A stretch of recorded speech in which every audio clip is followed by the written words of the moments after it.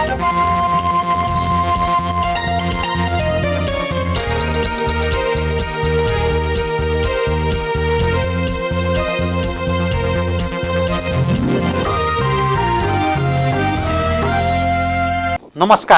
Nepal television हेरेर बसिरहनुभएका सम्पूर्ण आदरणीय दर्शक महानुभावहरूमा काठमाडौँ महानगरपालिकाको दैनिक टेलिभिजन कार्यक्रम हाम्रो काठमाडौँको आजको श्रृङ्खलामा यहाँहरूलाई स्वागत छ।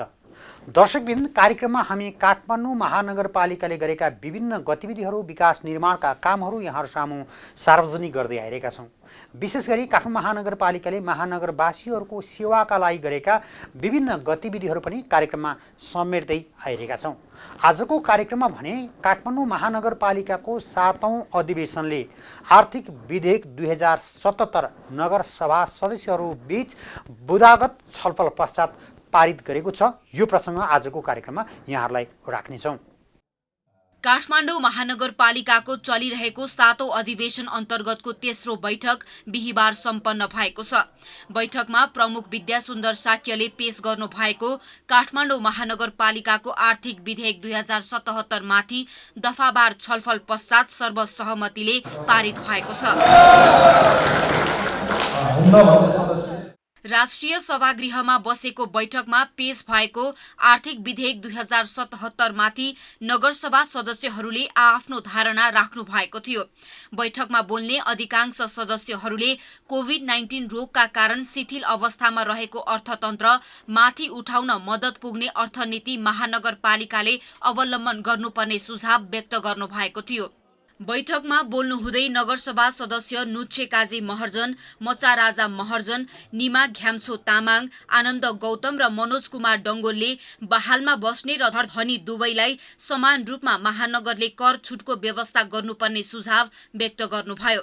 यो कर छुट सम्बन्धीमा यो बहाल कर, व्यवसाय कर छुट जुन गरिएको छ, त्यो व्यवसाय कर र बहाल कर छुट एउटै व्यक्तिलाई पर्ने भएको हुँदाखेरि हामीले यो जुन कोरोना भाइरसले गर्दाखेरि बहालमा बस्नेहरूलाई र केही घरवालाहरूलाई पनि हामीले राहत दिएका थियौँ र त्यो अनुसार कतिले धेरैले राहत पाएनौँ, राहत लिन सकेनौँ, अथवा चाहिँ हामीलाई राहत लिन मिल्दैन भन्ने कुराहरू धेरै आएका थियौँ। त्यसकारण उहाँहरूलाई एउटा अप्रत्यक्ष रूपमा राहत हुने गरी यो जुन बहाल कर र व्यवसाय करमा एउटै व्यक्तिले पाउने, त्यसलाई घर धनीले नपाउने हुँदाखेरि हाम्रा मतदाताहरूलाई पनि एउटा कर छुटको व्यवस्था, एउटा बहाल कर सम्बन्धमा जसरी सम्पत्ति करको लागि चाहिँ हामी चाहिँ बाटो हेरी ठाउँ हेरी चाहिँ जग्गाको चाहिँ हामीले मूल्य गरेर राखेको छौँ, त्यसरी नै हामी सम्पत्ति कर लिने गरेको छौँ भने यो बहालमा पनि बाटो ठाउँ र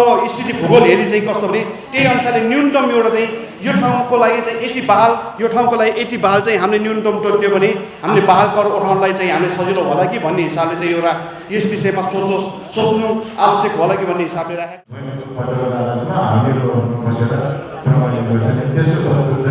अहिले एक पानीको विषय हो, 3 पानीको विषय हो, 3 विषय चाहिँ विषय हो।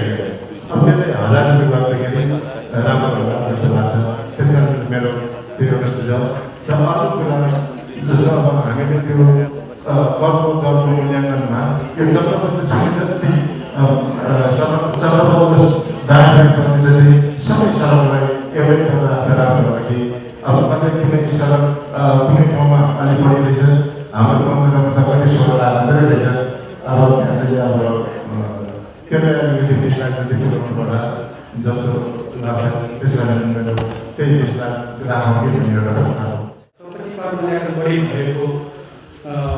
भएको र तब त्यसमा परिमार्जन गर्नुपर्ने देखिएको छ र नमर्दै पहिलाबाट वस्तु जुन हामीले 200 देखि गरेको छ त्यो अति नै न्यून जस्तो मलाई लागिरहेको छ र त्यसमा 500 देखि 1000 सम्म बढाउनु पर्ने देखिएको छ। हाम्रो 4 किल्ला सिफारिस वस्तु भनेर जुन आएको छ, यो 4 किल्ला सिफारिस खर्चका ऋणको लागि परियोजनको लागि सिफारिस दिने हुँदा यस ऋण दिने व्यक्तिलाई धेरै प्रकारको किन पार्ने, यसका लागि चाहिँ ऋण परियोजनको लागि कति 100 रुपियाँ मात्रै कायम गर्दा उपयुक्त हुन्छ जस्तो मलाई लाग्छ 4 किल्ला सिफारिसमा। काठमाडौँ महानगरपालिका क्षेत्रभित्र बसोबास गर्ने नागरिकहरूको मृत्यु पश्चात अनिवार्य रूपमा गरिँदै आएको मृत्यु दर्ता गराउँदा महानगरपालिकाले 35 दिनसम्म निशुल्क र तत्पश्चात केही शुल्क लिने गरेकोमा 35 दिन पश्चात पनि निशुल्क गर्नुपर्ने नगरसभा सदस्य रमेश डंगोलको भनाइ थियो। काठमाडौँ महानगरपालिकाले राजस्व असुली गर्दा सम्पत्ति मूल्याङ्कन वैज्ञानिक नरहेको नगरसभा सदस्य तीर्थकाजी डंगोल ध्रुव प्रसाद त्रिपाठीले बताउनु भएको थियो। मृत्यु दर्तामा चाहिँ निशुल्क गरेदेखि एउटा सानो भूमि रूपमा पनि हामीले त्यो कुराहरू गर्न सक्ने हुनाले एउटा मान्छे चाहिँ कसैको आमा कसैको बुवाहरू एउटा बितेर एउटामा आउँदै गर्दाखेरि हामीले सानो भूमि रूपमा लिनुपर्ने आफ्नो ठाउँ छ भने यो मृत्यु दर्ताको एउटा निशुल्क गरेमा मलाई राम्रो लाग्छ। मलाई के बाटो 10 मिटरको बाटो छ भने 30 लाखको छ भने शाखा बाटो जम्मा 10 मिटर मात्र भएको बाटोमा 10% कम गर्दाखेरि त्यस्ता बाटोमा रहेका महानगरवासीलाई चाहिँ मर्का परेको जस्तो मलाई लागिरहेको छ। हामीले व्यावहारिक हिसाबमा पनि मुख्य बाटो 10 मिटरको बाटोमा ठुला हेभी गाडीहरू दुईटा गाडी वाटपार हुन्छ भने सानो 10 फिटको बाटोमा मात्र सानो मिडिल खालको गाडी मात्र चल्छ। त्यसको बाटोमा चाहिँ 10% मात्र घटाएर मूल्याङ्कन गर्दाखेरि त्यसमा मर्का परेको जस्तो लाग्छ। र हामीले जुन हिसाबले पहिलादेखि नै दिए आएको 1 लाख रुपियाँसम्म वार्षिक आम्दानी घरबाल आम्दानी गर्नेहरूलाई चाहिँ छुट दिने भन्ने कुरो राखेको थियो। अहिले महँगी पनि बढेको छ, यसलाई 1.5 लाख गर्नु पर्ला भन्ने लागेको छ। शान्तिनगर गेटतिर 18 लाख राखेको छ, अनि जस्तै कमर्स क्याम्पस मिनिमम 18 लाख राखेको छ। के आधारमा राख्थ्यो यो अलिक चाहिँ अब त्यस्तै अहिले पेप्सीकोला टाउन प्लानिङमा अहिले 45-60 लाख 45 देखि 60 लाखसम्म जान्छ। त्यहाँ मान्छे अहिले 12 लाख जो 10 लाख राखिएको छ, के कारणले राखियो यसमा नि केही संशोधन गरेर अगाडि बढ्नुपर्छ कि भन्ने मलाई लागेको छ। बैठकमा बोल्दै नगरसभा सदस्य आशा श्रेष्ठले महिला अधिकारका विषयले बजेटमा प्राथमिकता पाउनुपर्ने माग गर्नु भएको थियो। त्यस्तै रिक्सा तथा ठेलागाडा मुक्त काठमाडौँ महानगरपालिका बनाई स्वच्छता एवं ट्राफिक जाम मुक्त गर्न सकिने नगरसभा सदस्य जीवन मानन्दरले बताउनुभयो। विपन्न बेरोजगारहरूलाई समय सुहाउँदो सिप तालिम क्षमता अभिवृद्धि गरेर आत्मनिर्भर हुने कार्यक्रम समावेश गरिनुपर्ने, कोभिड-19 जस्ता प्राणघातक महामारीबाट बच्न सचेत, स्वास्थ्य र जागरुक हुने चेतनाको स्तर उकासिने खालका कार्यक्रमहरू समावेश गरे सुनमा सुगन्ध हुने कुरामा शङ्का छैन।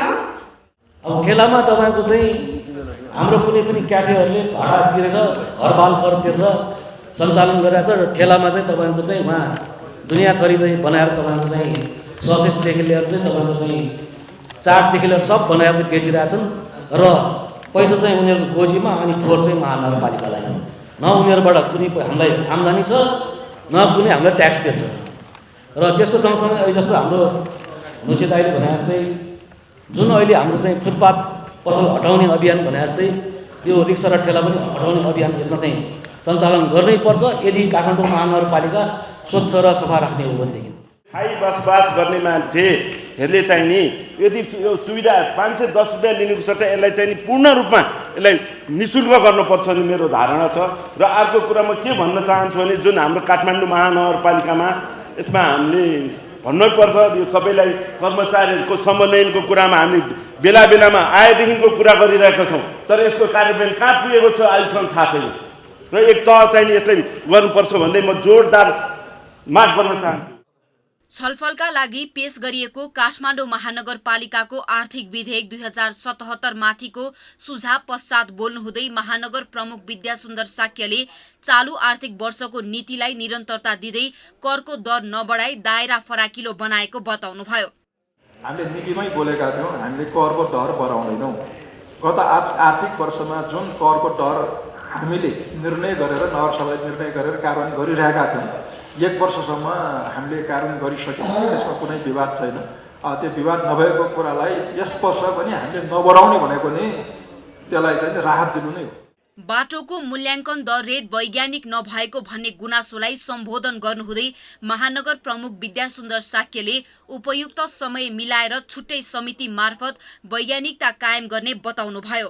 बाटोको मूल्याङ्कन दर वैज्ञानिक भएन, यसलाई संशोधन गर्नुपर्ने हो कि दायाँ बायाँ एउटै बाटोको दायाँ बायाँ नै फरक छ। अलिकति 50 मिटरको फरकमा पनि त्यो बजार भाउ फरक छ, त्यसलाई वैज्ञानिक बनाउनु पर्यो भन्ने किसिमको सुझावहरू आएका छन्। त्यो सुझावलाई चाहिँ मनन गरेको छौँ। तर कतिपय कुरा चाहिँ फेरि आजै निर्णय गर्न नसकिने स्थिति पनि छ। हुन त यो धेरै गाह्रो काम छ, सबै भन्न जल्छ, गर्न चाहिँ धेरै गाह्रो छ। कुनै पनि ठाउँमा एकै नासको छैन। यहाँ आएका सुझाव पनि त्यस्तै छन्। जस्तै न्युरोनको र गनबालको एउटै छैन, फुटबलको एउटै छैन भन्ने किसिमको सुझावहरू आएका छन्। यहाँ बोल्ने साथीहरूले पनि बोलेका छन्। त्यसलाई चाहिँ वैज्ञानिक बनाउनु पर्यो। मूल्याङ्कन दर चाहिँ के को आधारमा तयार गर्यो भन्दाखेरि ठ्याक्कै यही भयो भनेर सबैलाई चित्त बुझ्दो जवाफ दिनलाई चाहिँ गाह्रो नै छ। त्यसकारण सबैलाई चित्त बुझ्न गर्न तपाईँले पनि त्यसमा इनपुट चाहिँ दिनुपर्छ। गर्न महानगरपालिकाले गरेका छन्। विभिन्न व्यवसायिक सङ्घ संस्थाहरू पनि सहकारी गरेर त्यो तोकिएको छ।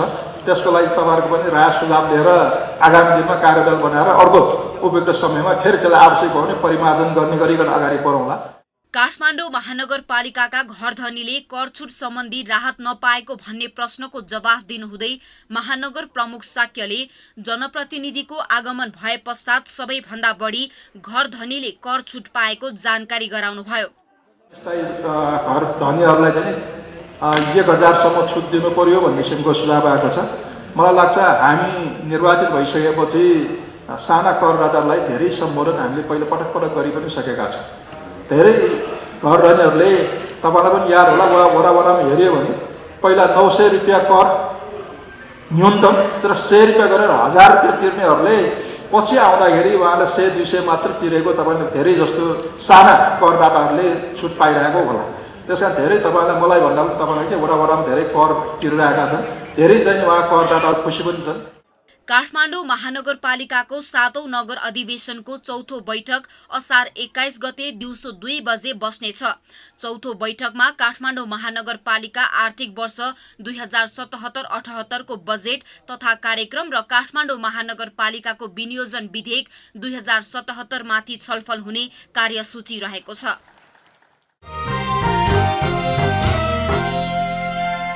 दर्शकबिन, काठमाडौँ महानगरपालिकाको 7औं अधिवेशनले आर्थिक विधेयक स्वीकृत गरेको यो प्रसङ्गसँगै आजको कार्यक्रमको निर्धारित समय सकिएको छ। भोलि पनि नयाँ विषय र प्रसङ्ग लिएर आउने नै छौँ। तबसम्मका लागि सम्पूर्ण टिमसहित म वैकुण्ठ भण्डारी बिदा चाहन्छु। नेपाल टेलिभिजन हेर्दै गर्नुहोला। नमस्कार।